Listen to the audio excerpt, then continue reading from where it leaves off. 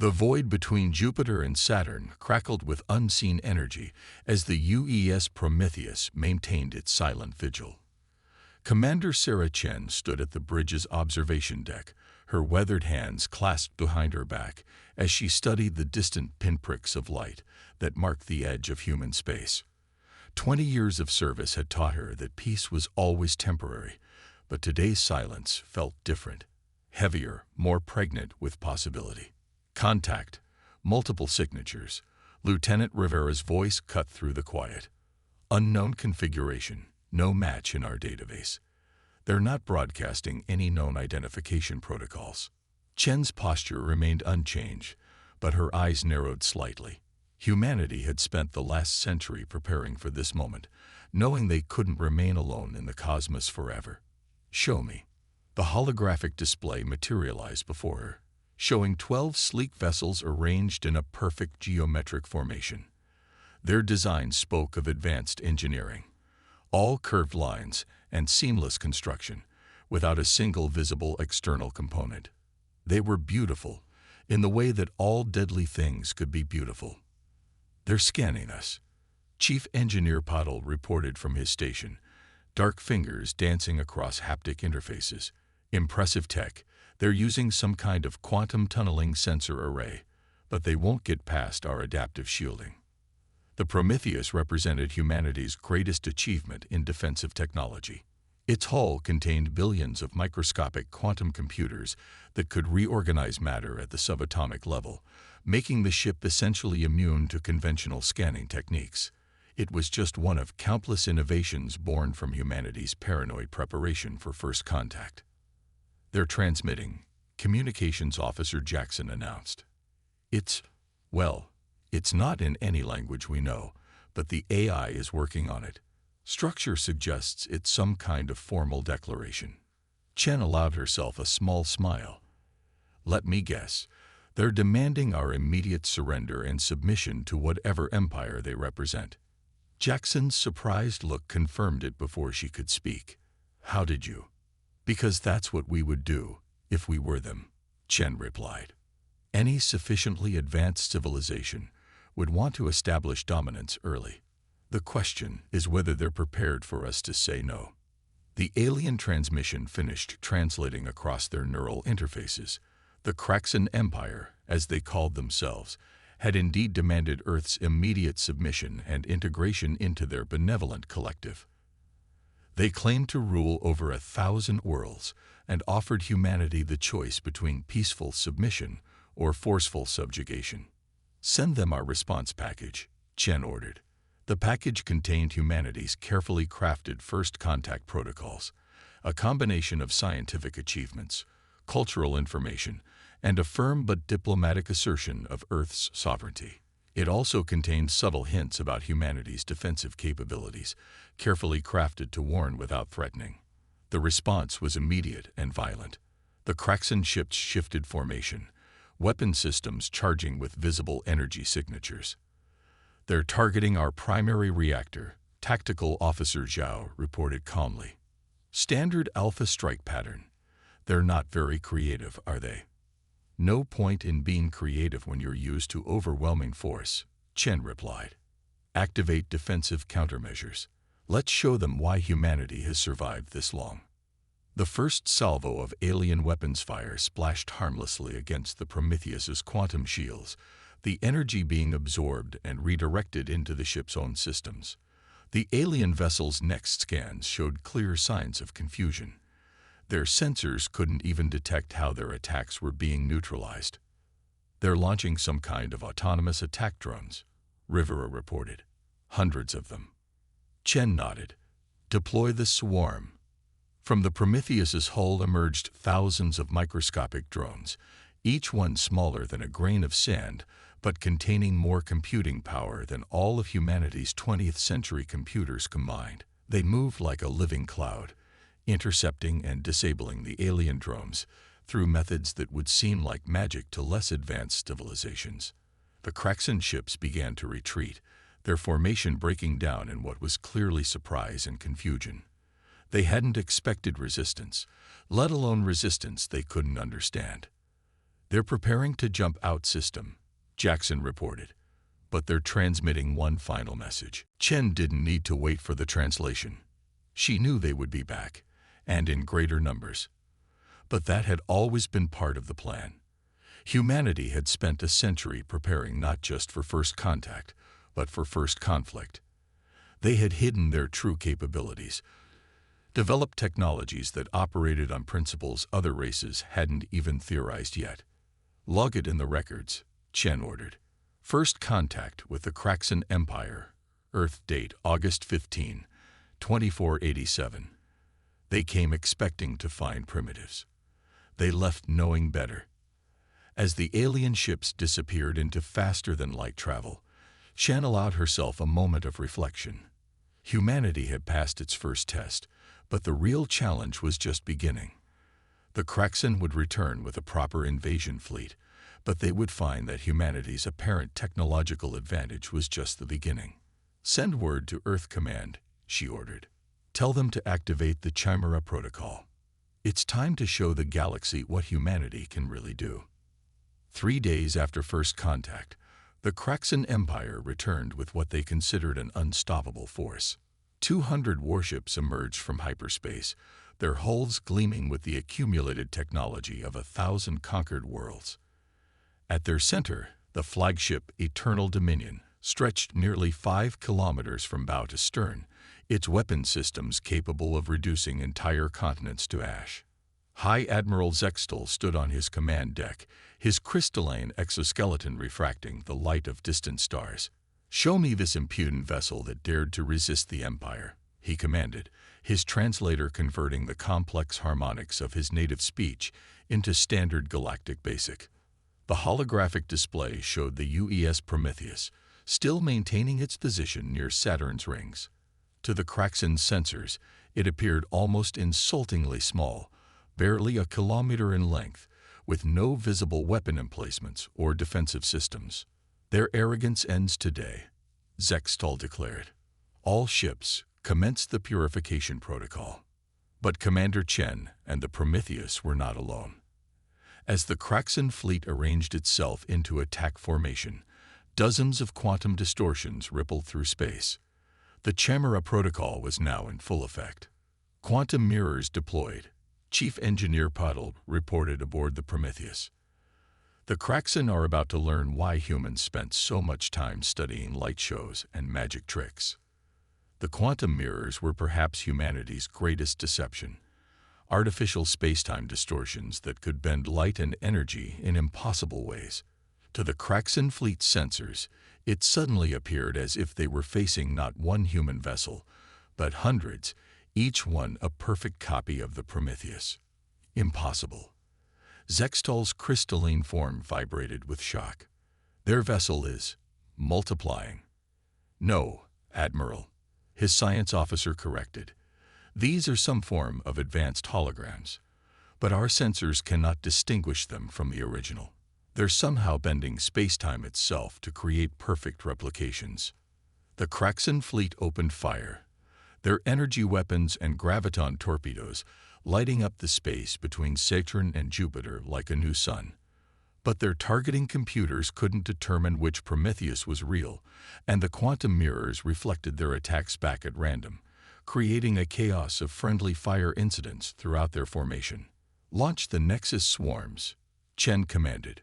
From each apparent Prometheus, clouds of microscopic robots emerge, their quantum-entangled processors allowing them to act with perfect coordination across vast distances. These weren't simple defensive drones. They were the product of decades of research into programmable matter. The swarms infiltrated Kraxan ships through microscopic gaps in their hull plating, interfacing with and disrupting their control systems. Weapons failed to fire, engines misfired, and communication systems broadcast gibberish. The mighty armada began to lose coherence as individual ships lost control of their basic functions. "What manner of weapons are these?" Zextal demanded as his flagship systems began to fail one by one. "No species we've encountered has technology like this." "That's because no species you've encountered had to live with our paranoia," Chen transmitted on an open channel. Humanity spent centuries knowing we weren't alone, preparing for the worst. Every science fiction story, every paranoid theory about alien invasions, we turned them all into research projects. The Prometheus, the real one, began to move, its quantum drive allowing it to appear to be in multiple places simultaneously. The ship's hull rippled like liquid metal as its adaptive systems reconfigured for combat, revealing weapon systems that had been hidden at the quantum level. We developed technologies that don't just solve problems, they rewrite the rules of what's possible. Chen continued. We didn't build bigger guns or stronger shields. We learned to manipulate reality itself. The Prometheus fired its primary weapon, not a conventional energy beam or projectile, but a focused stream of altered space-time that caused a section of the Kraxan fleet to experience time at 1,000th of normal speed. The affected ships appeared to freeze in space, their crews trapped in a moment of dawning comprehension. Zextal watched in horror as his mighty fleet was systematically dismantled by technology that shouldn't exist. The humans weren't just fighting back, they were redefining what combat could be. His flagship's systems continued to deteriorate as the Nexus swarms reprogrammed its quantum processors, turning its own technology against it. Perhaps, Chen transmitted again. It's time we discussed more reasonable terms for our species' coexistence. After all, humanity doesn't seek conquest. We just want to ensure we're never conquered. As the Eternal Dominion systems finally failed completely, leaving it dead in space, Zextal realized that his empire had made a terrible mistake. They had assumed that any species they hadn't conquered must be primitive. Instead, they had found a race that had turned their isolation into strength, their paranoia into innovation, and their imagination into reality-bending technology.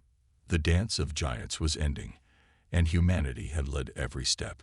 The Grand Council of the Kraxan Empire convened an emergency session for the first time in 3 centuries. The crystalline forms of the highest-ranking advisors shimmered with agitation as they processed the devastating defeat of their fleet. At the center of the vast chamber, Supreme Overlord Caxthal's massive form pulsed with barely contained rage. 2 centuries of uncontested expansion. Caxthal's harmonics reverberated through the chamber, ended by a single species from an unremarkable star system. This cannot stand.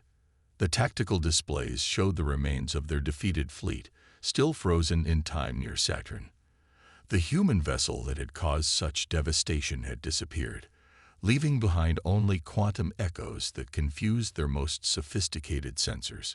We have activated the Omega Protocol, War Minister Vexnar announced. The entire combined fleet is being mobilized.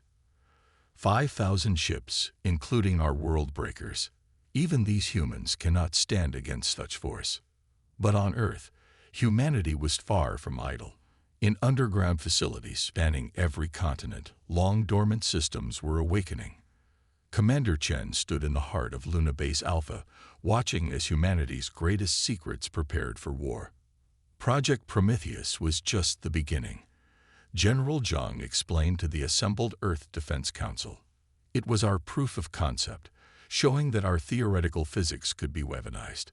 But we've had a century to develop far more than just one ship.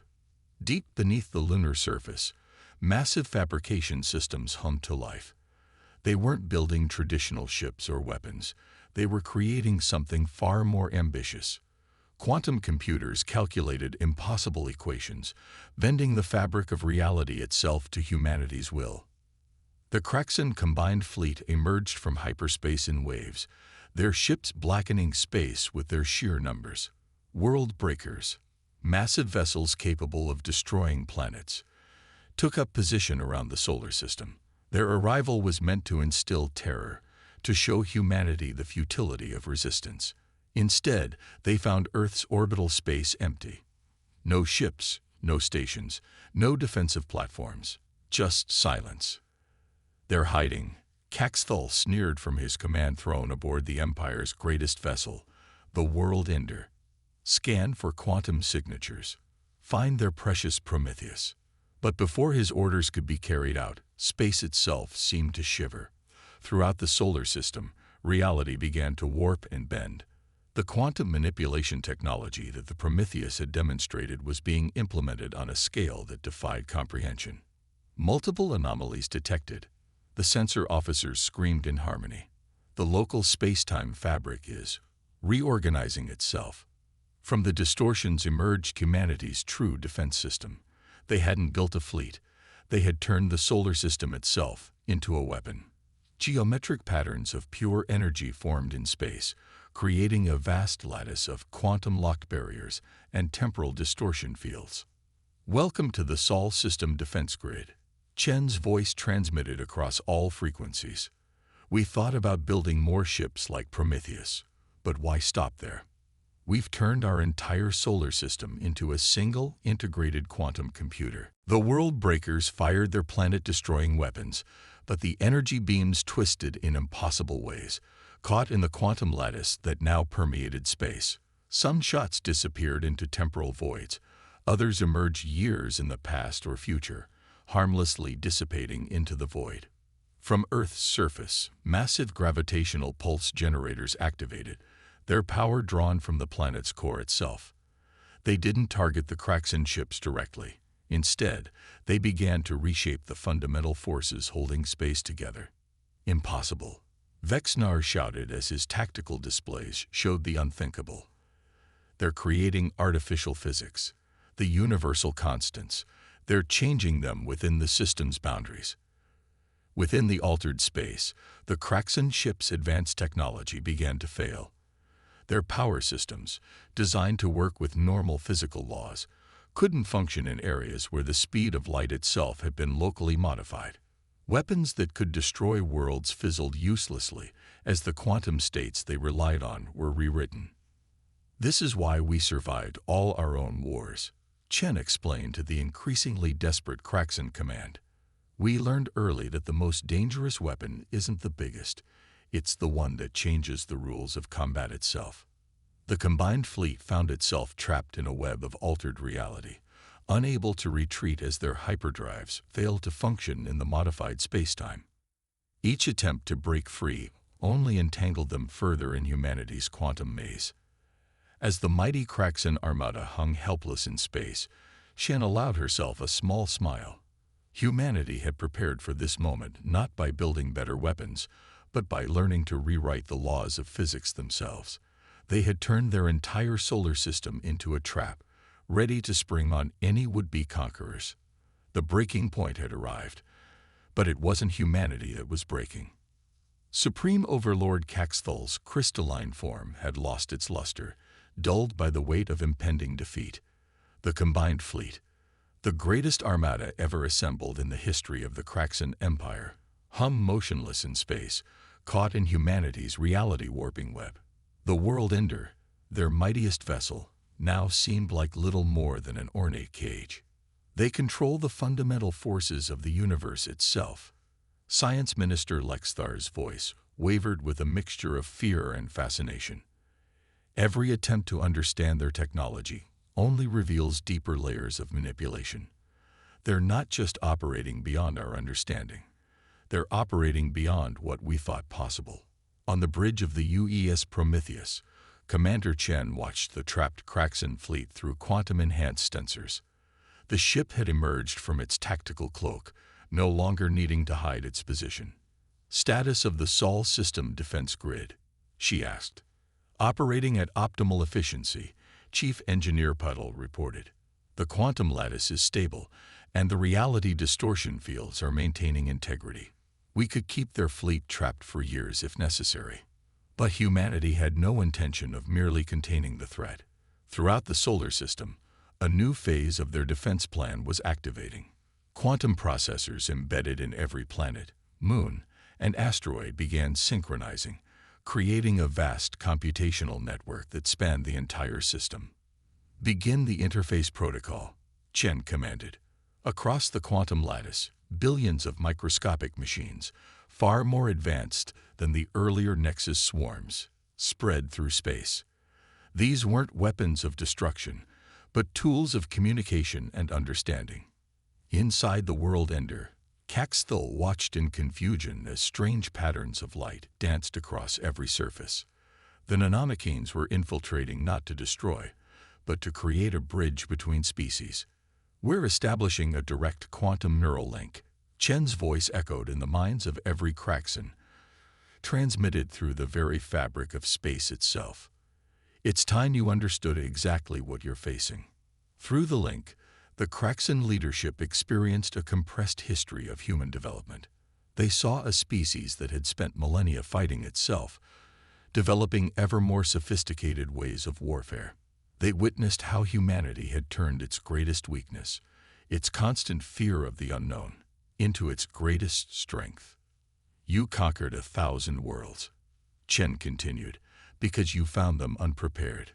But humanity, we've been preparing for this moment since we first looked up at the stars and felt fear. Every science fiction story, every paranoid conspiracy theory, every wild imagination of alien invasion. We turned them all into research projects. The neural link showed them the true scope of human innovation. Quantum physics hadn't just been studied. It had been mastered to the point where reality itself became malleable. Nanotechnology hadn't stopped at microscopic machines. It had evolved into programmable matter that could reshape itself at will. Your empire expanded through space, Chen explained. We expanded through possibility. While you were building bigger ships and stronger weapons, we were learning to rewrite the laws of physics themselves. Through the quantum network, the Craxan witnessed humanity's other achievements.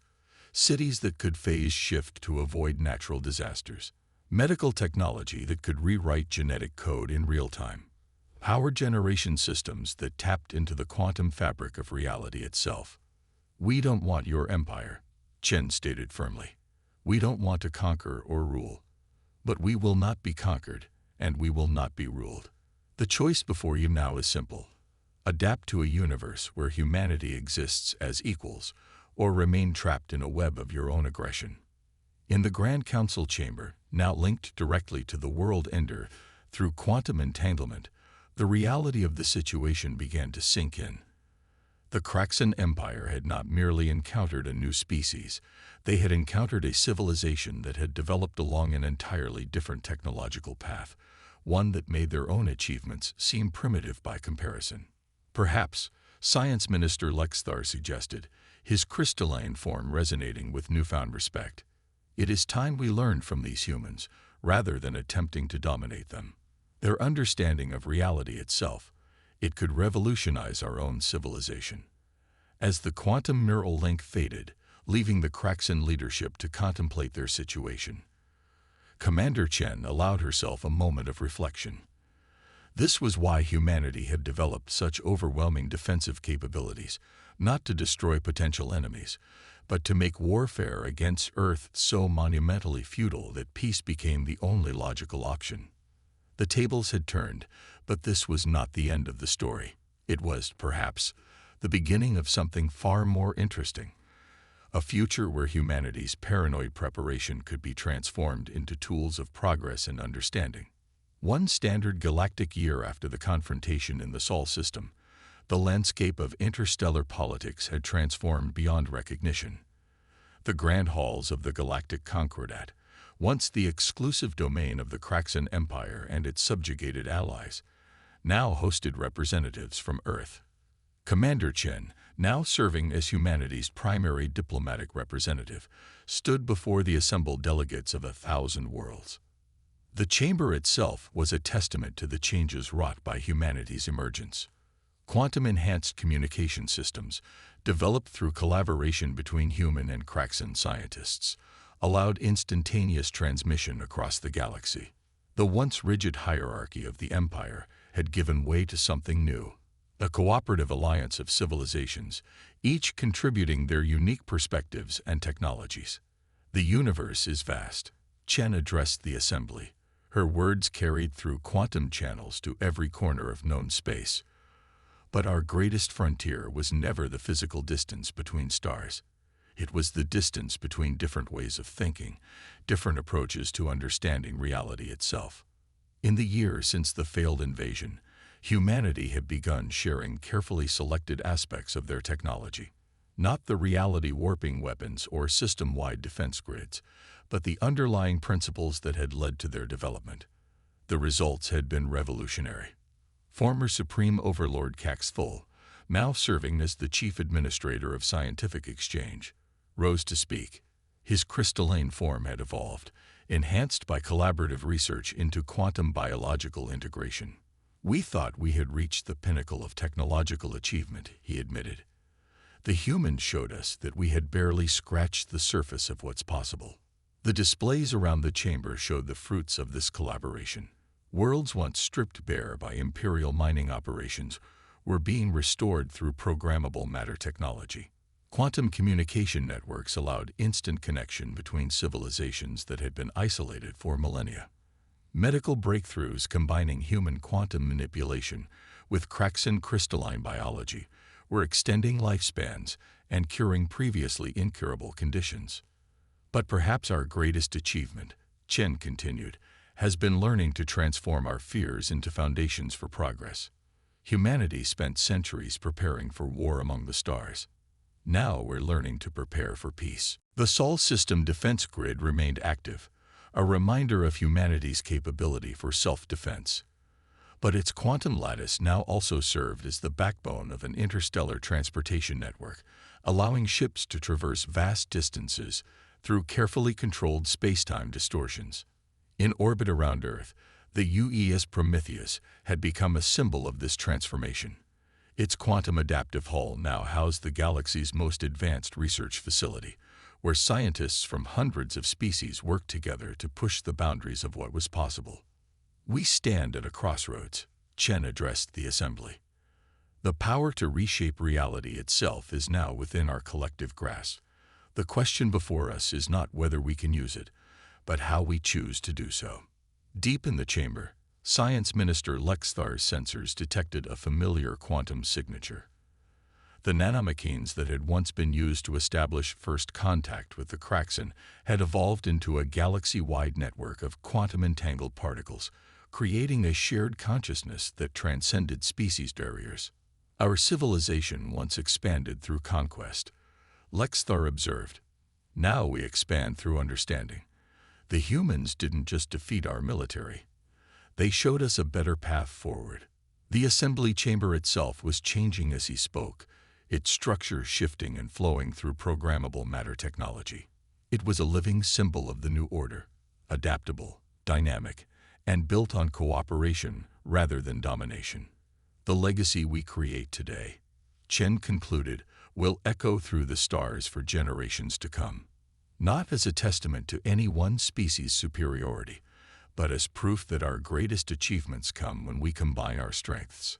As her words resonated through the quantum network, rippling across the galaxy at speeds that defied traditional physics, a new chapter in galactic history was being written. Humanity had emerged onto the cosmic stage, not as conquerors or victims, but as catalysts for change. The stars themselves seemed to shine brighter, their light passing through space-time shaped by the combined knowledge of 1,000 worlds. The legacy of humanity's paranoid preparation had become something far greater than anyone could have imagined. A future where the boundaries between possible and impossible were redrawn every day, and where the combined imagination of countless species reached ever higher into the cosmic unknown. In the end, humanity's greatest contribution to the galaxy wasn't their advanced technology or their reality warping capabilities. It was the simple yet profound idea that the best defense against the unknown wasn't to fear it or dominate it, but to understand it, adapt to it, and ultimately, to transform it into something better.